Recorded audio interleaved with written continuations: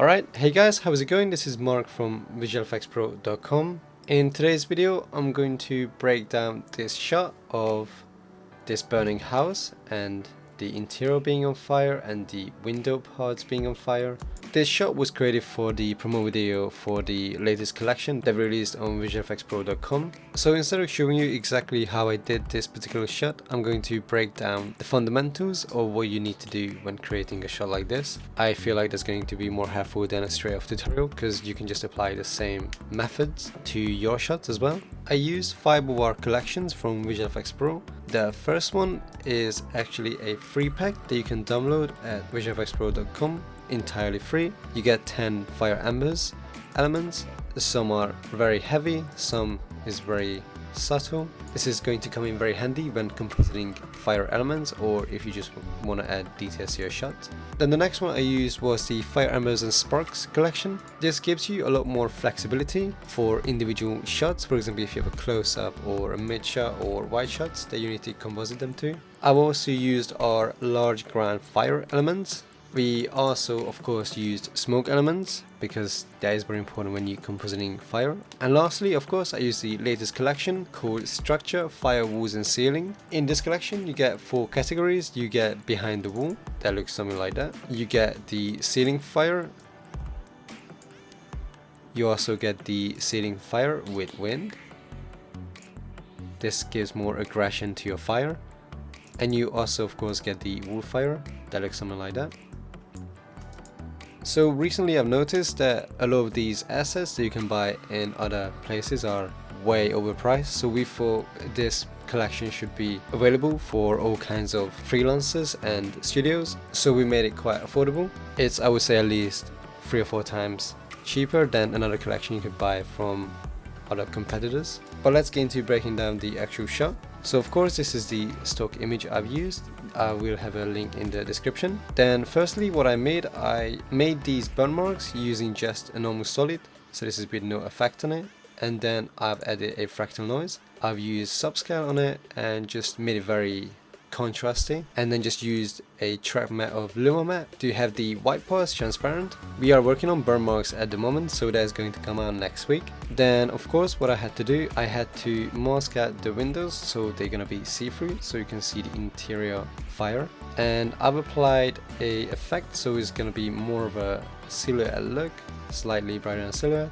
And I've used alpha inverted matte so it removes the parts that this layer has masked out, so the windows. Then I've used the same for the burn masks. I've just simply used track matte to not have the burn marks around here. I also knew that my tenant is going to be covering most of this part, so I didn't have to worry about too much about making this too pretty. Mostly what I had to work on is the wall here and the wall on this side. Then coming into the actual comp where the fire was composited, so we have what I just showed you, the burnt house element. Then what I did, I created the inside wall using just a cutout piece from here. I will show you just now. As you can see, it's just very basic. Some parts I actually just left black, and I've just applied a tritone effect on it and made the midtones to be very bright orange. Then I've duplicated that and called it a ceiling and just rotated that and scaled it up quite high so it looks like more of a ceiling, so you can't tell it's the same part. After that I started adding fire elements, so I added the first one just in the corner, and next thing I did, I added a reflection in the top,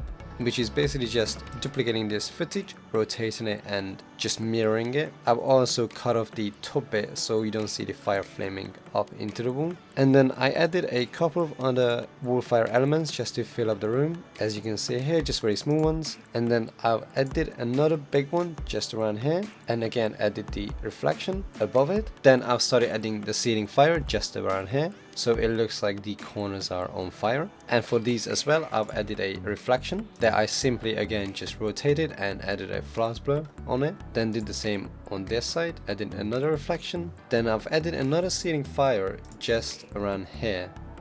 So you'll see in a second, this basically gives the movement coming from inside that the outer window elements are going to have. It gives the motivation for the fire to come through. I've added some more elements on the top of the window as well as just coming through here. As you can see, this gives the motivation for the fire to come outside in the outside layers that I will be showing you in a second. And to top it all off, I've added a large ground fire to fill up most of the room. These elements of large fire are great for filling up large parts of your scene. Then coming back, I've added a fire embers element to be in the interior bit. Then coming out in the outside of the window, I've added a behind the wall. What's good with these behind the wall elements that you can actually cut out different parts of the footage. So you can see I've only wanted the top part in this particular case, and I've just cut off both the sides, and I've added that. So that's the fire, that's the one behind the motorways that is coming through. So it's two assets kind of merged together. And again, I'm using a behind wall and just isolated the side part so only that part can be seen. So that is adding the side fire to this window. And I've done the same with the other side of it, and this is a different asset. Then I started adding the actual fire to be on these window parts, as you can see this one. For these, all I've done is just rotating them so they're coming in the right angle, as you can see. Then added another fire that's coming from below. All of these assets, as you can see, have the bottom part included.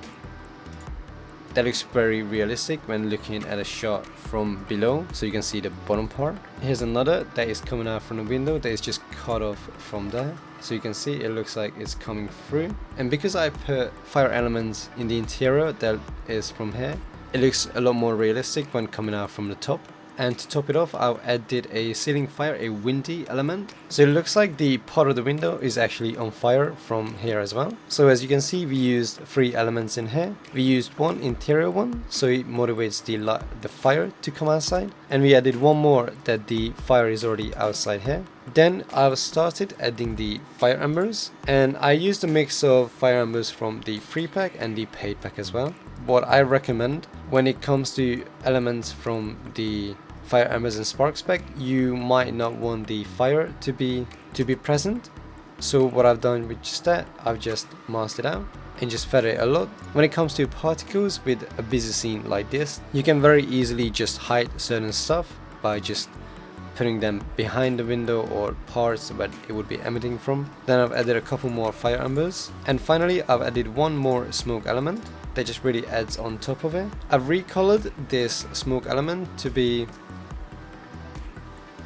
more of a grey orangey color, so it looks like the fire is lighting up the smoke coming from there. When it comes to compositing fire, I really recommend using 32 bits because of the glow that we're going to be applying. But when you use smoke elements that has a black background, such as this one, you're gonna have to increase the black input. In my case, if you use 17 on a levels effect, then it works perfectly fine. And I've just used screen mode on that, so fire embers would need screen. And for fire, depending on where it is, you can add the add effect. Then coming into the final comp, this is where most of it kind of comes alive. So this is the comp that we just worked from. I have the green screen footage of Sophie. Then I've just did a very rough color correction so it kind of matches. I also had some problem with the green screen, as you can see, so just to hide it I made it much more darker. Then I've added a light rep, so it just very slightly adds whatever light is coming from the background. If you don't know how to create this, I will upload a tutorial separately onto the channel in the next couple of days. Then one of the most important things for fire elements to look good is glow. It took quite a lot of tries to see what glow would actually work well. So what you want to do, you start with a very tight glow, as you can see only affecting the hot spots of the fire. You want to change it to sawtooth A to B, and of course you want to be using A and B colors. I've used a glow threshold, I think this is essentially the default almost, and I've changed the glow radius to be very small, so only affecting the hotspots. I've used a color of a very almost white but slightly yellowish, and then changed the outer color to be kind of a very faint orange. Then with the second glow, I've reduced the glow threshold to be 33%, so it's still mostly affecting the hotspots. Then I would change the glow radius to be a lot higher and the glow intensity to be a lot smaller than the first one, as otherwise it adds a little bit too much. I'll change the color to be more of brighter color, close to the white on both colors. And the last glow I added was to add the actual like orangish color to the outer glow. So again, I've kept the glow threshold to be affecting mainly the hotspots, but changed the glow radius to be gigantic, very big. And I've changed the colors of color B to be very much of an orange color. So as you can see, that adds a lot of the fire look, that makes it just look very natural. When I was researching into certain looks of how I should be working on this, I found out there's kind of two different types of looks that you can achieve with fire. The first one, when I was looking for references, I found a lot of natural looking fire that looked very much like how you see them in real life, and these were photographs by just random people, or most likely from their phones. The second types of compositing fire is cinematic fire, so how you see fire in films, for example. They are slightly different than what you see in real life, but of course when you look at cameras like the Arri Alexas, they have a very high dynamic range, so they can capture fire in a very different way.